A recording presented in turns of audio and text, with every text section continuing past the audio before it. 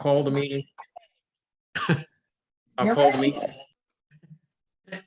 Okay, I'm going to call the meeting to order. This meeting is being held pursuant to and in compliance with emergency ordinance number 20-A16, an emergency ordinance to ensure the continuity of government during COVID-19 disaster. Committee members who are electronically present at this meeting are myself, Bill McLaughlin. Okay, Sue Friedman is here. Tony, Jimmy Dean. I don't see Jimmy. Dave Mitchell. I don't see Dave Mitchell. Virginia's here. Steve Cameron. No. B. Kirkley. Deborah Van Ursel. She hasn't joined yet. Brittany is here. Okay. Seth Kennard is here. Good evening.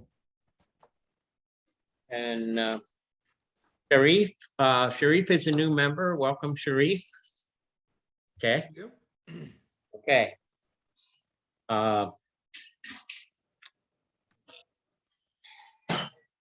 Okay, moving on, the opportunities for the public to access and participate in this meeting are posted on the Albemarle County calendar. Note that the chat is disabled. If you send something in the chat, this is sent to the meeting administrator. That'll be Carolyn. If you want to ask a question or share a comment, use the raise hand features to indicate that you'd like to speak. The county staff that are here tonight are Rebecca Ragsdale, Bill Fritz, David Benish, Carolyn Schaefer, and Kevin McCollum. The next item of business is to adopt the meeting minutes, but we don't have those prepared yet. So we're going to go ahead and defer that until the May meeting. Oh, Susan is here. Yeah. Okay, we're going to defer the meeting minutes until the May meeting, and we'll do the May and April minutes at the April and March minutes at the May meeting. In progress. Excuse me?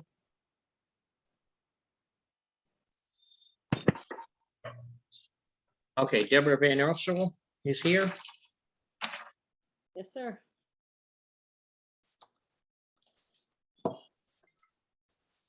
Check you off here. Okay. Okay, the next item of business is officer elections, and Sue, are you willing to continue as secretary?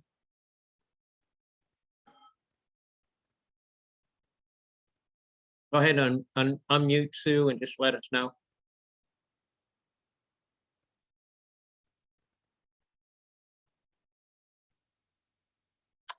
Sue? Come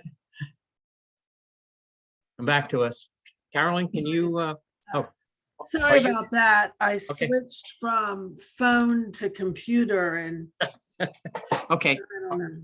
Yes, I would be honored to continue to serve as secretary if you want me. okay. Anyone else, any other nominations? Okay, all in favor of electing Sue Friedman as secretary, Aye. say aye. Aye. Any opposed? No, okay. And I will be willing to continue as chair if someone wants to nominate me. Bill, I'll nominate you to continue as chair of the committee. Okay, any other nominations? All in favor? Aye. Aye. Aye. Okay, the only other officer we should have is a vice chair.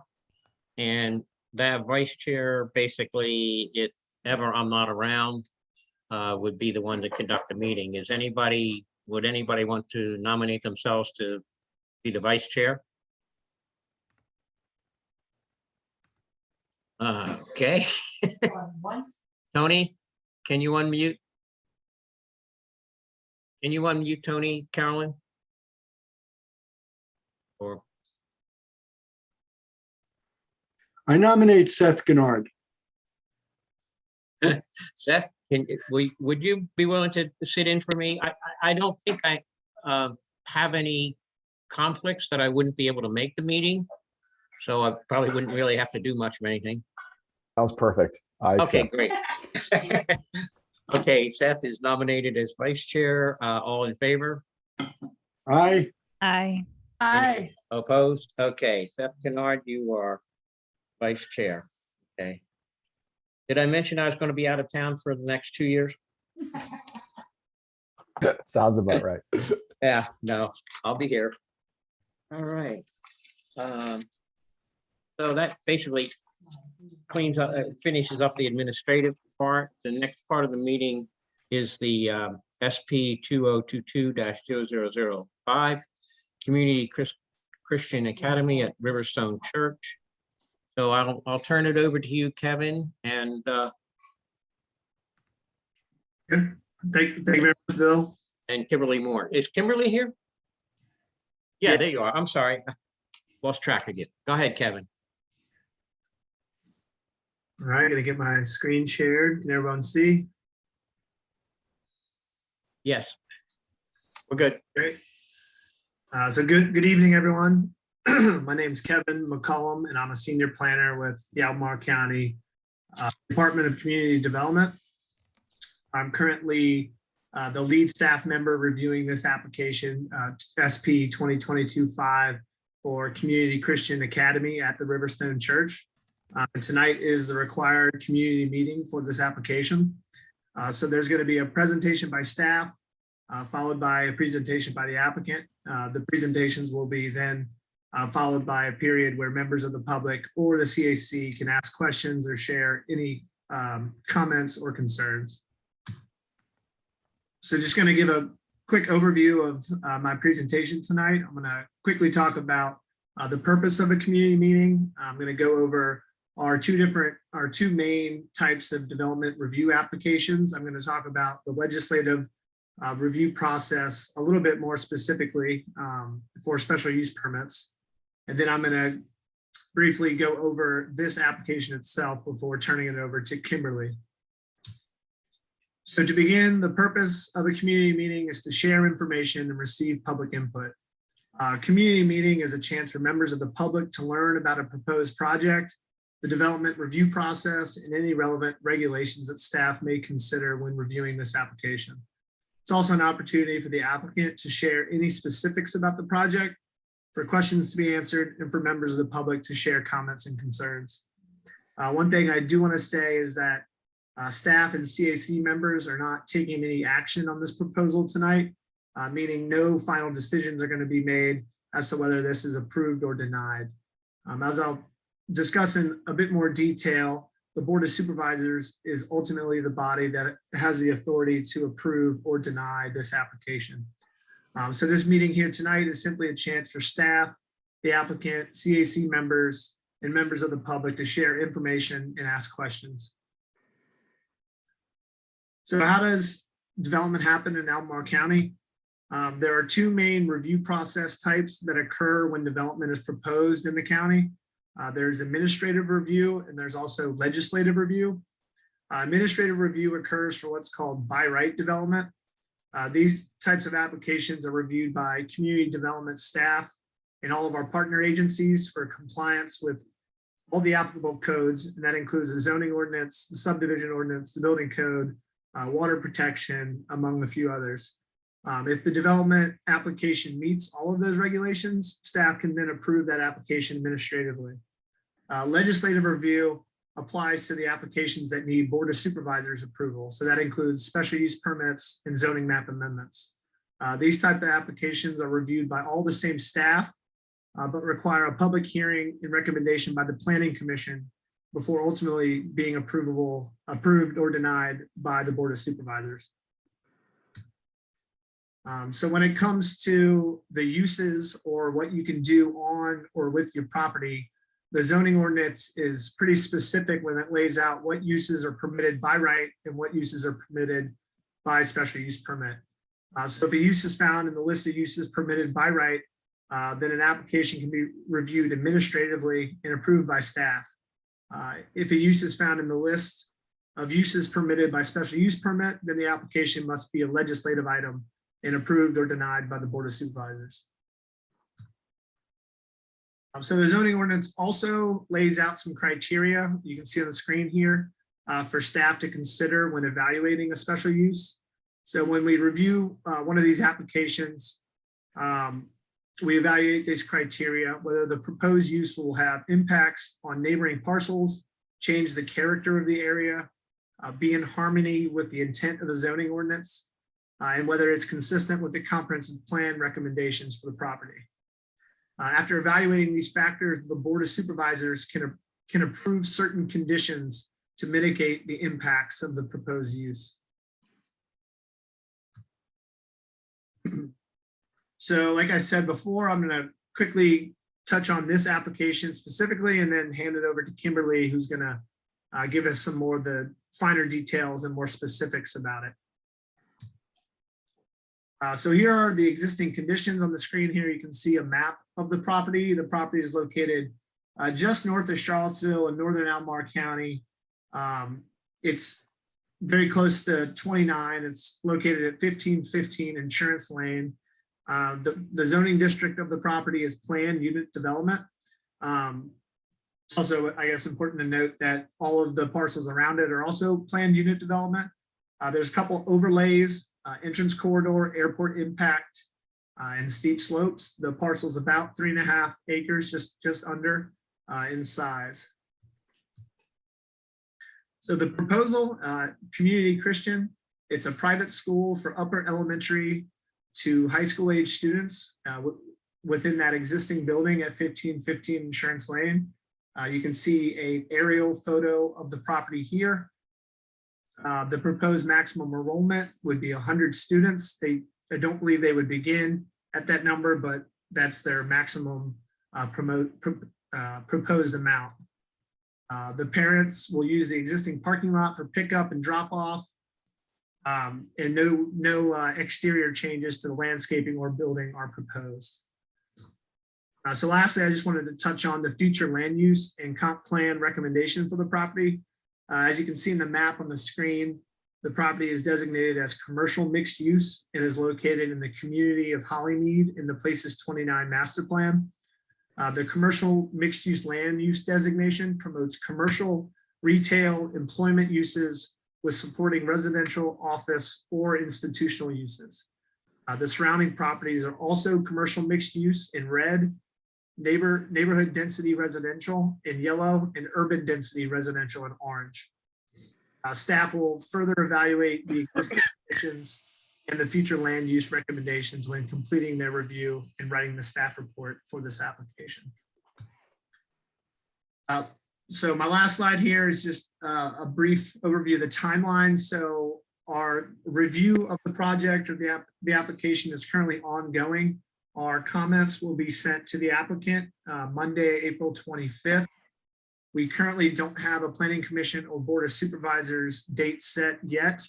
Our first set of review comments will include information.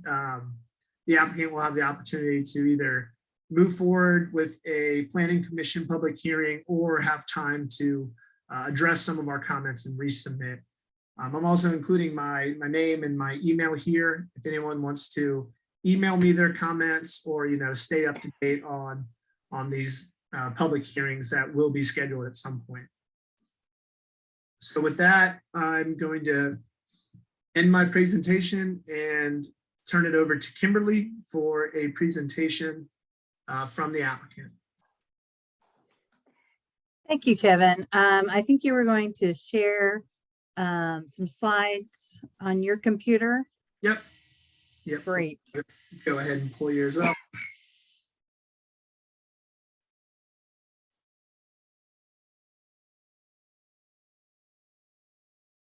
Okay, so that's just the name of the project. So we can move forward.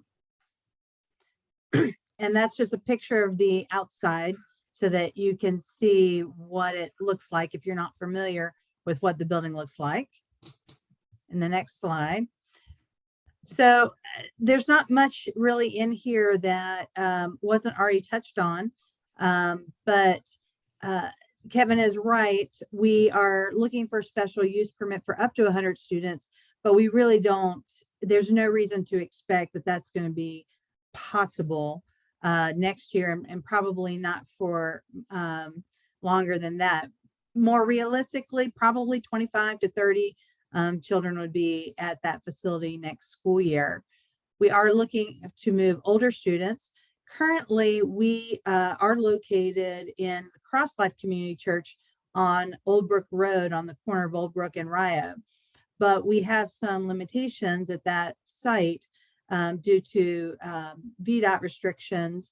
And so for us to continue to grow and meet the demand that we currently have, it means getting a second site. And we've looked for a long time for something that would suit our needs and would be something that the county may be willing to approve. And so this site seems to be something that will meet our needs, at least in the short term. I don't necessarily see this as a permanent location, but for now, it would meet our needs probably for the next few years. We would have no reason to make changes to the outside of the building, the landscaping. On site, there's already a basketball hoop and a gaga ball pit, which is about the only thing you really need for outdoor recreation, say at recess periods for older students.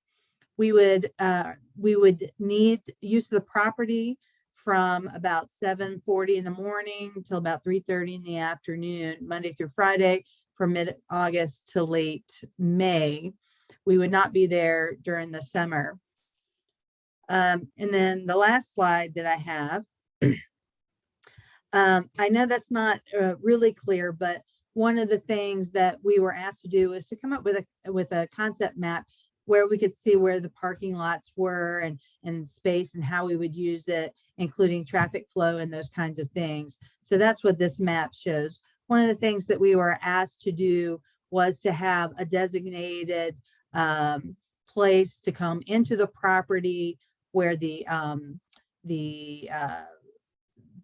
traffic lights are on 29, to enter in from that entrance into the area, and then to exit with the southern entrance for that area, which we're happy to do.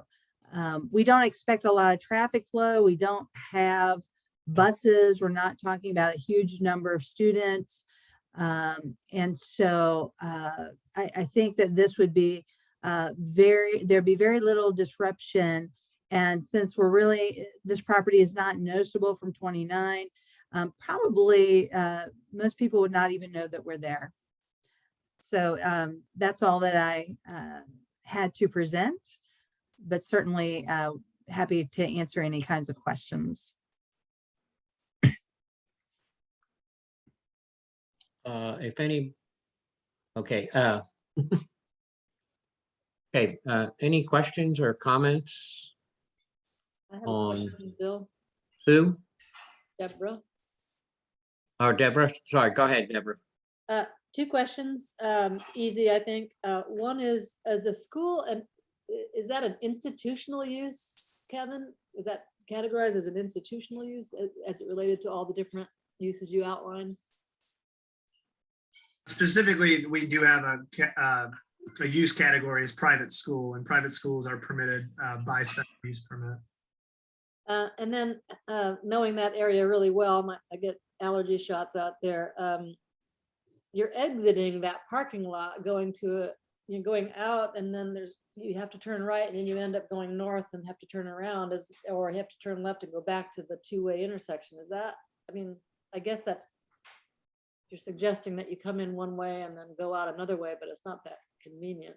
I guess that's about traffic more than anything. That was in response to a concern and recommendation from VDOT. That was the traffic pattern that they would prefer us to use. Yeah, well, just it's a little complicated, especially if you have 100 students, 100 people dropping off someday. That doesn't seem to make It just is a lot more driving. Go ahead, Sue. Yeah, just to piggyback on Deborah, Kimberly, you're not expecting any students to be walking to school. No, Okay. So it would all be vehicular traffic. it would be, but a lot of students, you've got multi-child families. So I would anticipate next year, you're probably going to be looking at 15 to 20 cars coming in and out. Is there a school on the site in Old Brook Road now? That is where our school currently is. Oh, I see. So lower elementary is going to stay there. and Correct. Upper and middle/high is moving. So how many are in the school now? We have a total of about 75 students. Okay. So, you know, the reason for asking for 100 is we wouldn't want to come back 5 years, 10 years from now and ask for more. So we're kind of asking high, but realistically, our growth rate has been, you know, maybe an additional 10 students to 20 students a year. So when that's K through 8, it would most likely take quite quite some time before we'd even be looking at the possibility of something at 100 students. And at that point, we may actually be looking at a permanent location. This would not be I would not expect this to be a permanent location. So, and I apologize, it may have been in all the literature. Right now, you're offering only K through 8? Yes, we need to have more students to really have a viable high school.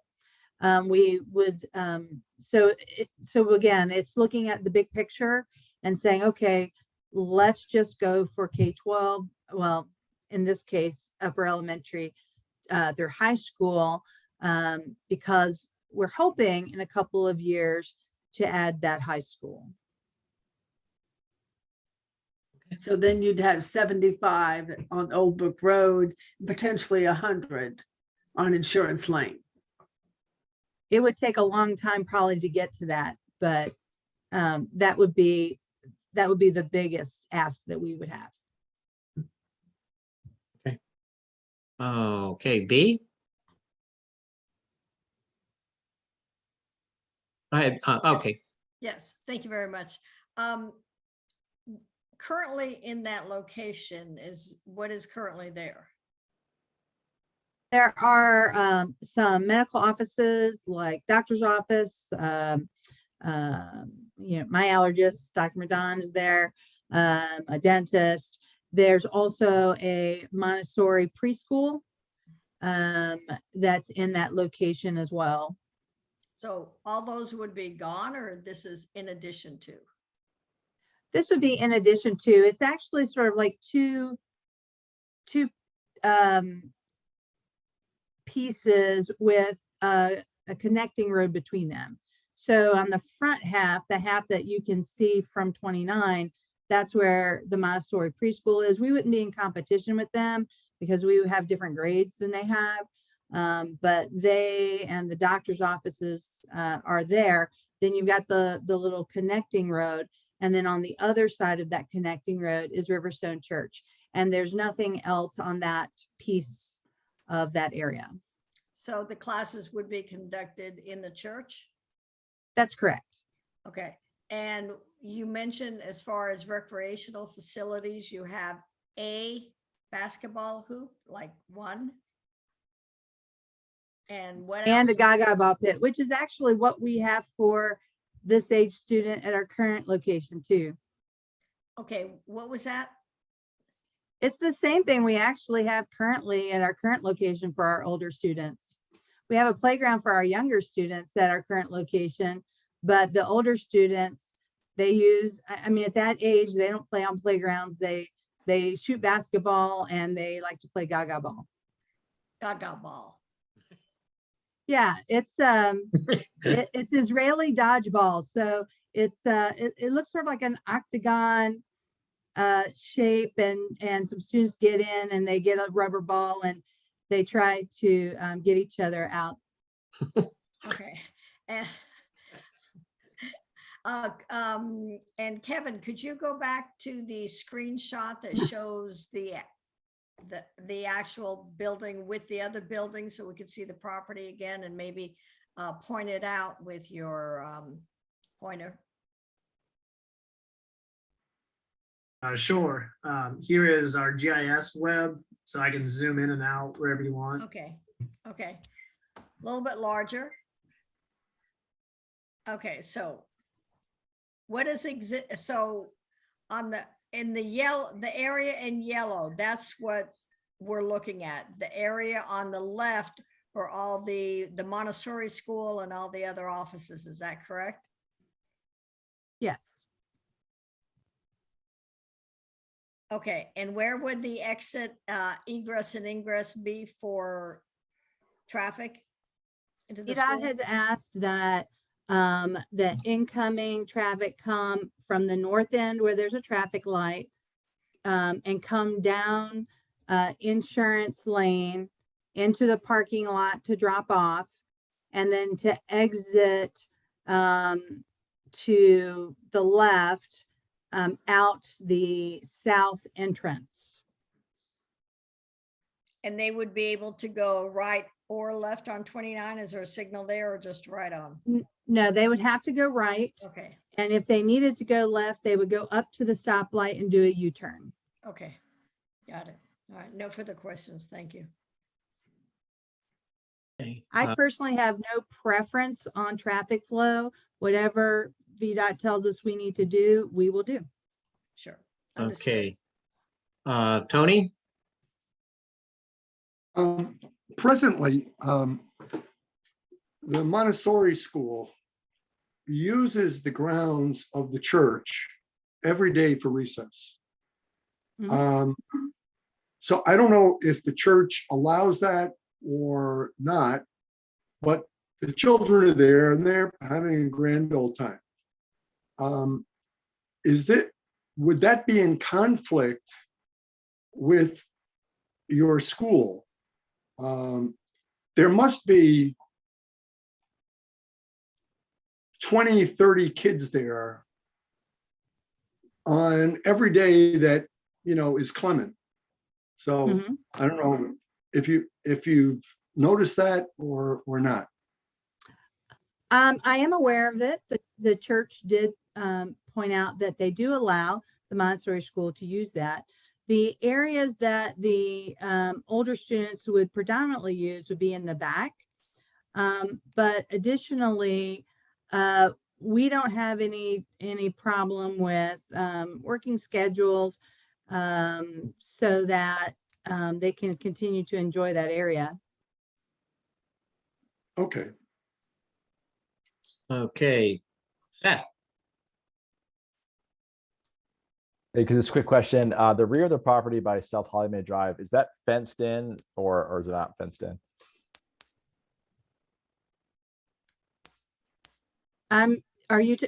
Would you ask that again? Yeah, the back of the property where they'd be playing for recess along South Hollymead. Is that a fenced in section or is that open? I don't recall seeing a fence, but I'm not 100% sure. I'd have to go check that out. If it's not a fence, would you guys be planning on installing one or just being vigilant?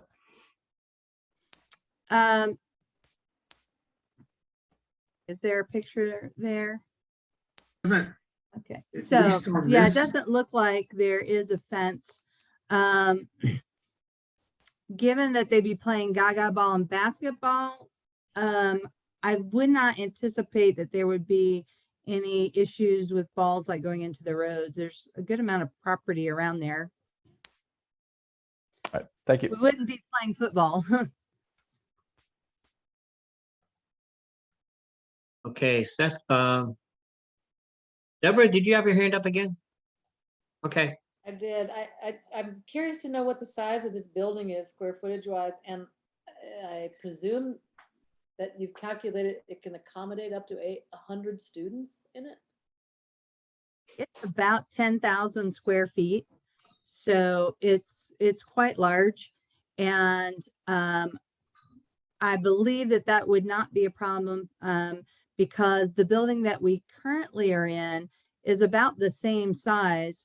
And the only reason why we are limited to actually 85 in that building is due to VDOT not wanting left turns into the parking lot.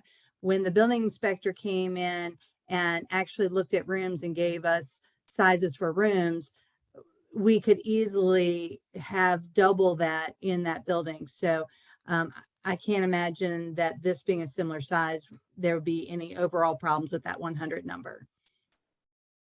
And just out of curiosity, is the owner of the building the Community Christian Academy? No, there is an owner of the building and I've been in contact with her. So she is aware and supportive of this project. But the church rents and we would be renting. So the renter is asking for the special use permit on behalf of themselves and the owner. Got it. Thank you. That was confusing. Okay, anyone else? Okay, I had a quick question. Yeah. So the Community Christian Academy, is that, there's one listed in the, as accredited in Charlottesville, it's WW. Is that, this is the organization, right? That's correct. Okay, and I'm presuming that you would be seeking accreditation for the high school?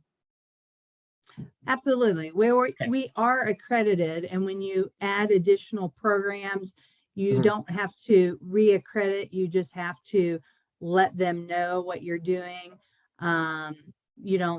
It's not like you start over. Okay, and I just want to make a comment that the traffic plan, when you come out on South Hollymead Drive, the red light at North Hollymead Drive, where people would have to make a U-turn, it is pretty controlled. So it's not, I don't think that's a real safety issue. The left turn / U-turn light, it's green, and then the traffic does not, it doesn't deal with oncoming traffic. But the only question I have, would you have someone, obviously you can't direct traffic on the way in, but would you have someone directing traffic on the way out in the afternoon so that you did funnel the traffic toward to South Hollymead, making a left out of Insurance Lane? Sure. What we do, we have a drop-off pattern at our current site, and before the school year starts, I go over those traffic patterns with our parents, and then either I, or in this case with this other location, one of my faculty members who has a leadership role as well, we're there in the morning, in the evening or afternoon, to make sure that everyone is getting that pattern, and they usually don't have an issue with complying with those things. That's the only thing I have. Anybody else? Um, B, you had your hand up Yes, again. Yeah, yes, go ahead. thank you. I am concerned because I know upper elementary is usually 4 through 6. And if that's what you're talking about, but there's no fenced in area, I will tell you right now that does concern me. And I thought that Seth brought up a really, really good point. I mean, it's for the protection of the students, any balls, and it's also both ways, so they can't get out, someone can't get in, but it's for the protection of the students. So frankly, that concerns me very much that there's no fence there. The other thing is, will the classes be held in the church itself? Yes. Okay, so you're planning on dividing up the church into classrooms? Pardon? They already have classrooms for Sunday Okay. school classrooms. Okay, so they already have that for Sunday school classrooms. Okay. And then Kevin, could you please let us know if there's a special use permit, does that go, or is it the zoning amendment that goes with the land, not with the organization, but with the land? Yes, if the special use permit is approved, it'll be for this location. And any conditions that, are applied to the special use permit, that'll stay with that special use permit on this piece of land. Okay, so I think that's something we need to be aware of because that will stay with, if it becomes, let's say they decide to build a larger school somewhere else in X number of years, then that permit is still there for the school. And they may, the Montessori school, who knows, they may decide to put in an elementary, lower grades of the Montessori school may expand or something. I think it's something we need to be cognizant of, frankly. Thank you. Tony, Just concerning B's question about fencing. The church presently has, I think, a youth group on Wednesday evenings that uses the facility, and they're outside and they're having fun. And as I said before, the Montessori school, which has much younger kids, use that facility every day. And of course, there are supervisors with the children. And there's no fence now. So I don't know if that is a factor or not.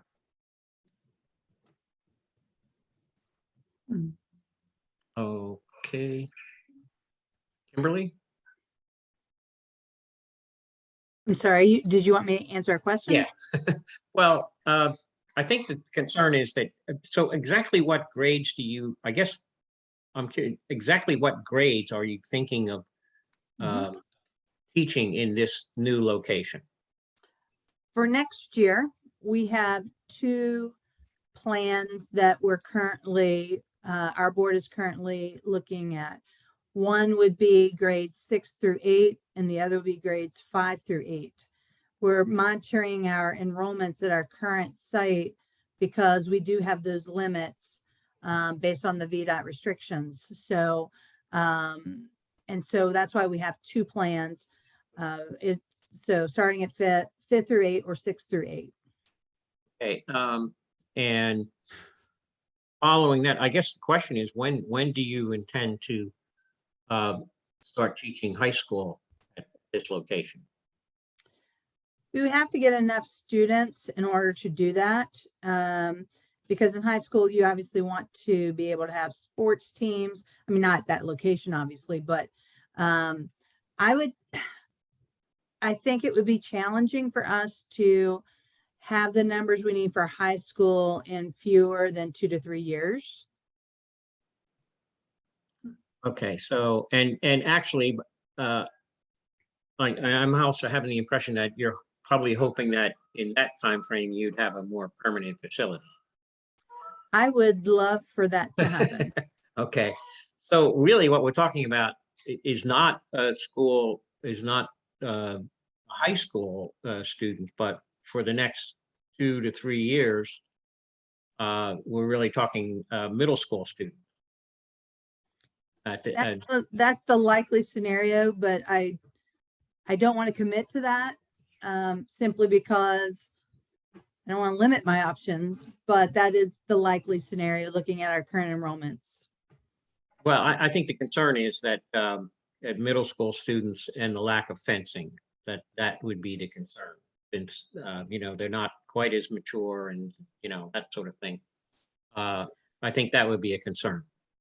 If I may, at our current location, our middle schoolers, there is a fenced in playground area at our current location. Our middle schoolers don't use it. They don't use fencing. We are small, so it's not like we've got, 100 kids running around. We have 20 to 30, and we've got adults out there. And so they've never had to be confined into a fenced area. I think that we are very strict. I'm very strict. And have behavioral expectations, and we're on it pretty quickly if something appears to be going in the wrong direction.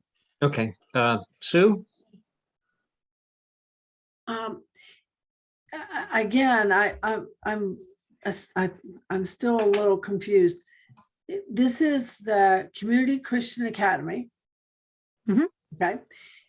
It currently is located with the Cross Life Community Church Mhm. at Old Brook Road in Rio. And now it's going to be also located with the Riverstone Church. Yes, we are out of space in our current facility. And so we have to combine grades right now with kindergarten and first grade in a class, second and third grade in a class. By moving our older students, it allows us to grow both the elementary school and break up into individual grade classes there, as well as to continue to develop our middle school. So do both churches own the school or? No, this excuse me, the school is not owned by any church. We're an independent school governed by a board of directors. So this isn't a school for Riverstone, so to speak. It's simply No. using their building. Correct. Okay. Oh, that was confusing me. I couldn't quite. So yeah, you're just using their building. That's right. You are affiliated with both churches, correct? In some way. We are not legally affiliated. I do attend Cross Life Community Church by my own desire to do so. We have students that attend Riverstone, and I've gotten to know their pastor over the last, I don't know, maybe 3 years or 4, when he was at a different church before that. But there's no legal affiliation. Okay, but you have an affinity, so to speak. Oh, yes. Okay. Yeah. Anything else? Just to clarify, I think what Kimberly is telling us is they are a tenant in both of these buildings. There happen to be churches, and it's consistent with their school. And kids go to any church, but they go to the school, which is conducting classes in those, at least one location, and now a second one that is what they're asking for a special use permit for. They're not affiliated with the church per se. It's their own school Right. that uses the buildings and the classrooms that are existing to perform their educational services. Yeah, I think that's helpful and maybe important, because if there is an issue, it's not going to be a Riverstone Church problem. It's going to be a Community Christian Academy problem. Right, Okay. that's what was confusing me a little bit, because it doesn't go with the owner, it goes with the tenant. And so the tenant leaves, and then the owner, I mean, what is the owner's responsibility as it relates to the activity in the facility at the end of the day? Yeah. And I'm not saying I'm opposed to it, I'm just saying it's Yeah. an interesting twist on it. I'm beginning to think about it as really a North Fork. I mean, there's an owner, and then there are tenants. That's exactly it. They're saying that we want to use this building for a different purpose than what is currently being allowed, what is currently allowed. And so I just was confused that it's the tenant asking as opposed to the owner of the building asking. Yeah. Now, this is a question for the county. Does the owner have to bless it in any way? I have spoken with the owner, and she is quite favorable. And the church also approached the owner. And so the owner is quite favorable, and the owner also received the same application packet that I completed and submitted to the county. And so she's fully aware of everything that we have been discussing. Okay, Rebecca. Hi, I'm Rebecca Ragsdale. I'm a planning manager for the special use permit process, rezonings, and site plans and subdivisions. So whenever you submit a special use permit application, the owner, you have to submit written authorization to do so. So I guess in this case, the church isn't actually the owner and there might be multiple tenants. It's like, think of it as if it was a commercial space. So the special use permit will run with the land and the owner will have responsibilities. If there's a zoning compliance issue, the special use permit will allow a private school. If this private school goes away, then another one could locate there. And I think that goes back to maybe Supervisor Lepisto Kirtley's question earlier. So that's, it's not uncommon that we see a growing private school be in multiple locations and use existing space. So hopefully that clarifies how that works when people submit these type of applications. Okay. One final question, Kevin. With regard to the special use permit, can we presume that if the community Christian school, gets to build its building and open its high school, that the owner could ask for the special use permit to be rescinded or terminated in some way? I'm not actually sure I know the answer to that. Yeah, I mean, the owner, once the special use permit is established, the rights would remain with the property. The owner can choose to manage their tenants and bring in other uses if the school leaves. I guess they could, there is a process, I think, to relinquish, we see various changes over time for properties, so. If the school were to leave and the owner could, and or the church leave, the owner could apply for a special use permit, put a 7-Eleven in there or something to that effect. I think. Or something else, yeah. And, yeah. We don't have a crystal ball, but it will comply with the existing zoning or they'll come back through the process. Right, okay. Or a special use permit or rezoning. And of course, it will be widely known. Okay, and we'd have to have another meeting about it. Yes. Okay, anything else on the community Christian school? Going once? All right. The next item on the agenda that I just wanted to do a little follow-up on the North Fork development. And I had a couple of questions and Bill Fritz dealt with them and he basically told me that the first two questions were really, he couldn't answer them, but the third one, he did answer. And my question, just to remind everybody, was that the proposal had a range of 200 to 1,400. And I was asking if the county could possibly carve up that parcel that they were planning 200 to 1,400 units on and say, just grant a zoning amendment for the first 200, basically see how that worked out and move on. And Bill, if you want to go ahead and answer that question, then the short answer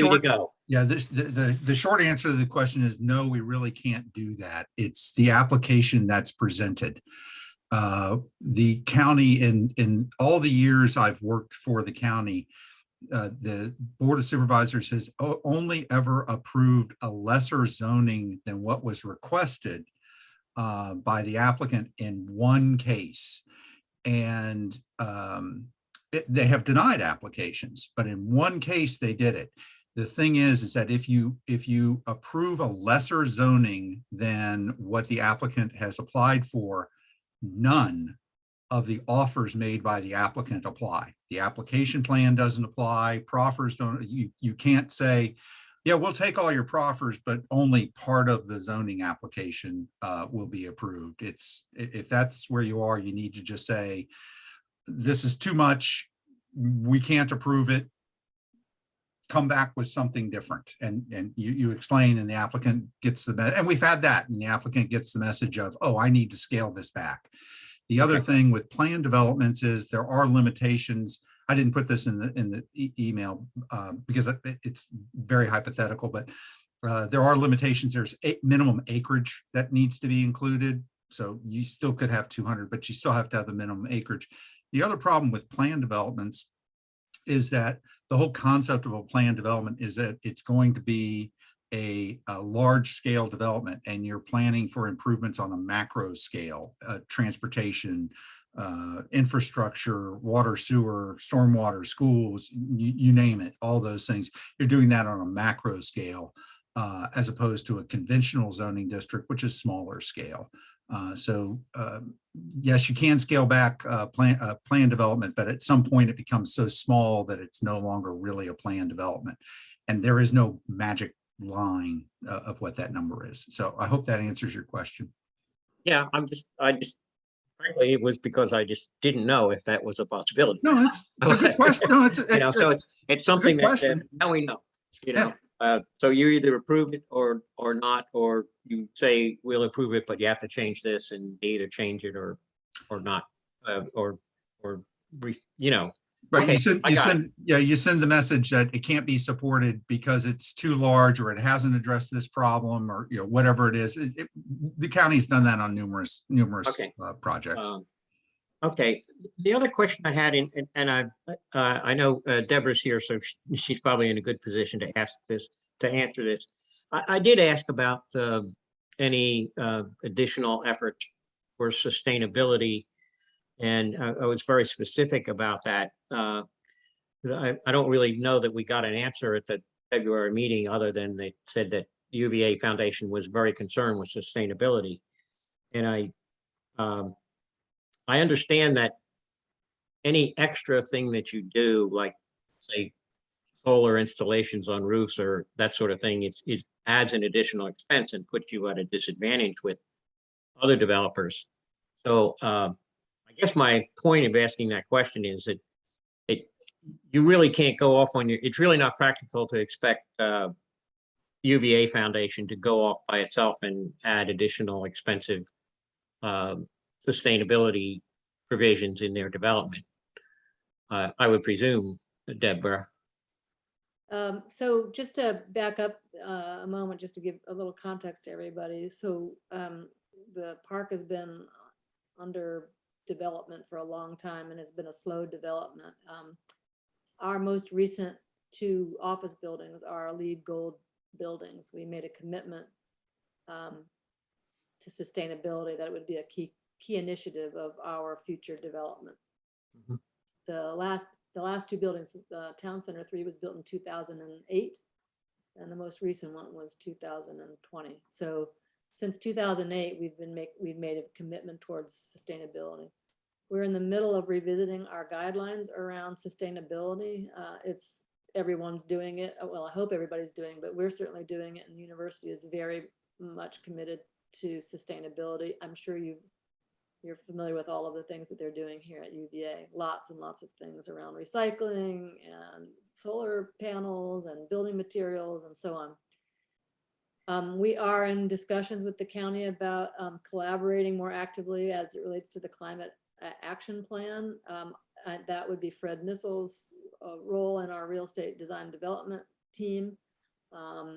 As it relates to the housing, I mean, we certainly have a hope that what will be built there will be sustainable, but it's important that we're actually not going to be the developers of those homes. We're going to be partnering with a residential builder who we will have input into, and we will want to provide them with some guidance about it. But we are sort of balancing multiple initiatives here, one of which Bill was kind of talking to, which is this mixed use, large development, has all kinds of infrastructure costs and all kinds of things. So when you think about it from a developer, you're balancing a lot of costs to actually do it. In addition to that, we have this issue of affordable housing, not only what's required by the county, but also then the potential of having affordable housing in there that meets the university's goals. So, and those have that's very complicated and it's costly and so on. So to add on layers of sustainability may make it less affordable in some ways, depending on the business modeling. Having said all that, we're committed to sustainability, I can't, I can't say if we're going to use solar, gray water, recycling, higher levels of insulations. It's something that we will have to just work towards and encourage under the development guidelines as they get developed with our residential developer. We'll have to encourage those and hope those can be as much as possible integrated in the process. We're Hey. definitely dedicated working on it. I just can't give you specifics of what that will look like. Okay, great. Thank you. Yeah, the other question was, when you did the presentation, the idea was put forth that, this would be a place where people that worked in the research park would possibly live and therefore cut down on some of the commuting in the county, fewer trips and shorter trips, that sort of thing. And we're just wondering if you had any plans to actually, promote and encourage sales and rentals of these units to people that live there. And if you had done any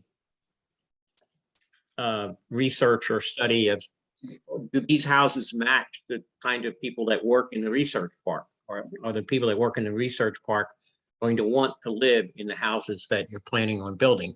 Well, And of course, I understand now, I'm sorry, I understand now that you guys aren't actually doing the building, but, if that was the objective, are you doing something to try and achieve that objective? So I think at the end of the day, the answer is yes. We hope we hope that either people who are currently working in the park will see this as a really good thing and want to move into housing so they can be closer to their work, or people will move into this housing, which will help us create jobs that they will want to work in next to where they live, right? So the housing piece for North Fork is seen as an accelerant, if you will, of the light industrial side of our mission, right? So it's if you bring people closer in, then they will not think the park is so far away and we can actually do more from an economic development standpoint in the park. So we hope that we'll have both things happening. One, people that are there will want the housing, and people will move there and want to work in the park. That will attract businesses to want to locate in the park, and then those people can live there. Does that, I think that's our general thinking. And then secondarily, when we have mentioned it, which we have many times to our tenants, it's been met with a lot of enthusiasm. Okay. And then additionally, as you can imagine, along with housing, people want other amenities like daycares and schools and those kinds of things. And so we're hopeful that that will also provide us with other amenities that we can support the housing as well as the commercial that would be in the park. So you actually have gotten some feedback from the tenants in it. Yeah, that really was my question. Well, we haven't done a formal survey. No, When we okay. talk, oftentimes the companies will say, that's really great. We could have corporate apartments there. We bring our board members in and we could have, we could provide that. And our workers want to be close to where they live, and so on. So yes. Okay. And the only thing I did notice in the application, in the evaluation, there was a water issue. I don't know if that's been being addressed or not. There's all kinds of discussions going on about water right now, and it's not exclusive to our project. It's just general development and ongoing development in the northern part of the county, and maybe everywhere. But lots and lots of conversations about it, and how many houses and how many buildings, and and Sue can appreciate this from an economic development standpoint. We get opportunities that come our direction from the state and other places, and they want to know if they can put X number of square feet, and they're going to use this kind of water, and oftentimes we can't accommodate it. No matter that we have the density rights, we can't accommodate it. So it's larger than this affordable, Right. It's larger than this housing issue. Okay. Anything else on that? Anyone? Okay.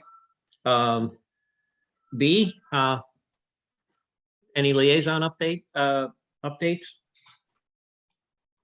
No, I had asked Bill whether or not we, any HOAs wanted to have a town hall meeting and regarding the budget, and I have no takers, and I will let you know that Chair Price had a town hall meeting and one person showed up. So I think everyone is just a lot more well-read and keeping track of what's going on, or liking what we're doing, hopefully. But we do continue to get emails. So there's a lot of communication vis-a-vis email and a lot of personal responses vis-a-vis email. So maybe that's why. But otherwise, everything seems to be going very well. And I'm glad we have these meetings. It looks like we'll be able to keep our meetings via Zoom because HR 444 passed. So for board meetings, planning commission, and the school board, we all have to meet in person. But our meetings, the CACs and commissions and such, will be able to continue virtually, at least for a while. Hopefully that'll remain, because that saves travel time. I think it allows a lot more participation, frankly. I don't know how you all feel about that, but that's the way it is so far. I'm getting used to it. Yes. So, Yeah, one thing I did want to mention before we adjourn is as you may or may not know, the county is working on a revised or new comprehensive plan. yes. And they have a working group going on it. They have a number of people on staff. I think for some reason they call it AC 44. I haven't figured that one out yet. But anyway, some of those staff people will be there in a van. Have a van at the Forest Lakes Farmers Market on May 10th from 4 to 7. So if anyone is interested in finding out information about what the county is doing in terms of developing a new comprehensive plan, or wants to make some comments or just find out more about it, that's probably a pretty easy thing to do as long as you're at the farmers market. Or you can make a special trip to the farmers market for that. There you go. It looks like we will be able to include more, because we had quite a number of people sign up for this. And it looks like we'll be able to, from the latest I've read, if it does go through, then they'll have groups of people who will serve so many months and give input in sections. And I think it's called Albemarle AC 44. And David, please let me know if I screw this up. Because it's going to take 2 years to have a comprehensive plan, which would mean 2024, and it's good for 20 years. Therefore, Okay. 44. I think 44. that's it. Does that sound right? That's I got it correct. right? Yes. Yes, comp plans are traditionally a 20-year time frame. Yes. So yeah, that's exactly on. You've got it. Okay. Okay. Thank you. And you all, oh, by the way, you all know that we did not raise our tax rate. Our assessments went up. We have no control of that. That's, yeah, in fact, they're due to go out and check 8,000 homes this year for assessments that we go, or the assessors, that's what they do. But we won't have, we won't be raising we didn't raise our tax rate. And we did lower the personal property tax on used cars. That has been lowered to account for the fact that used cars are worth more now than what you paid for them. So. Okay. Well, okay. I hate to disappoint everyone, but we'll be adjourning early tonight. So I just wanted to announce that the next meeting will be Thursday, May 12th. At 8:30 p.m. and because of 6:30, sorry. Thank you. Yeah, we don't want to start at 8:30. The secretary. 6:30, and we'll be on Zoom again. So convenient for everybody. And if no one has any other comments, I'll just go ahead and adjourn the meeting. Bill, Thank just you all real very quickly. much. Bill, just real quickly, that meeting in May is we will be doing a climate action planning presentation. Excellent. Okay, great. Along similar vein as the transportation planning overview that you received earlier. Okay. And The Bill, I climate just, action- Okay, climate action plan presentation. Okay. right. And I just want to add, Mike, a welcome to our new members. It's very exciting to have 4 new members with us tonight. So thank you, thank you. Yeah. Me and Deborah and Seth and Sharif. Right. Glad to have you. And I've got a comment on Virginia's ears. Love those. I don't know what you're talking about. Oh, yeah. Oh, right. Okay. Bill. I guess.